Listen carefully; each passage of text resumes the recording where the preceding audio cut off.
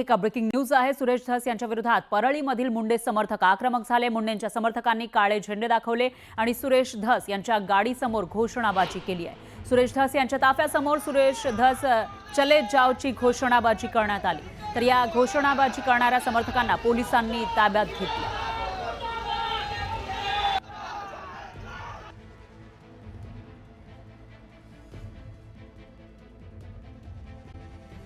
भाजप आमदार सुरेश धस यांनी महादेव मुंडेंच्या कुटुंबियांची भेट घेतलेली आहे। यावेळी महादेव मुंडेंच्या पत्नीने सुरेश धस यांच्या समोर टाहो फोडला। सगळ्यांनी सहकार्य करून न्याय मिळवून द्यावा अशी मागणी ज्ञानेश्वरी मुंडेंनी केली आहे। आरोपींना सोमवारपर्यंत अटक करा, अन्यथा मंगळवारपासून उपोषण करणार अशी भूमिकाही ज्ञानेश्वरी मुंडेंनी घेतली।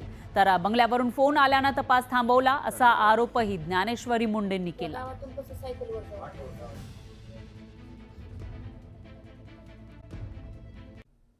नमस्कार, मी फराह खान, तुम्ही बघताय न्यूज 18 लोकमत। बुलेटिनमध्ये आताच्या घडीच्या सर्व महत्त्वाच्या घडामोडी पाहणार आहोत आणि सुरुवातीला एक ब्रेकिंग न्यूज आहे अमरावतीमधून। भाजप नेत्या माजी खासदार नवनीत राणा यांना हैदराबाद कोर्टाने नोटीस बजावली आहे। 28 फेब्रुवारी रोजी हैदराबाद न्यायालयामध्ये नवनीत राणा यांना उपस्थित राहण्याचे आदेश दिलेत। 15 मिनिटं नाही 15 सेकंद काफी है असं वक्तव्य नवनीत राणा यांनी केलेलं होतं। असदुद्दीन ओवैसी यांच्याबद्दल त्यांनी हे वक्तव्य केलं होतं। हैदराबादमध्ये जेव्हा लोकसभेच्या प्रचारासाठी त्या गेल्या होत्या त्यावेळेला त्यांनी हे वक्तव्य केलं होतं। तर ओवैसींनी नवनीत राणा यांच्या विरोधामध्ये न्यायालयात धाव घेतली होती आणि नवनीत राणा यांना ओवैसींनी न्यायालयामार्फत दिलेल्या नोटिसीला उत्तर देण्यासाठी त्यांना आता हैदराबाद कोर्टामध्ये 28 फेब्रुवारीला उपस्थित राहावं लागणार आहे।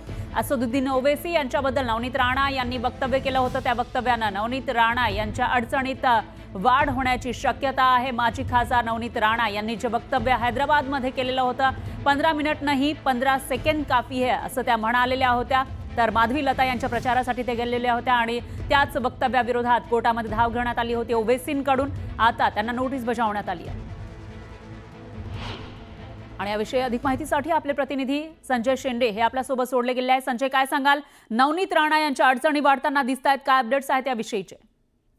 निश्चितच नवनीत राणा या भारतीय जनता पक्षाच्या माजी खासदार आहे आणि इलेक्शनच्या काळात त्यांनी वादग्रस्त वक्तव्य केलं होतं। त्यांनी ओवैसी बद्दल म्हटलं होतं की 15 मिनिट नाही तर 15 सेकंद पाहिजे।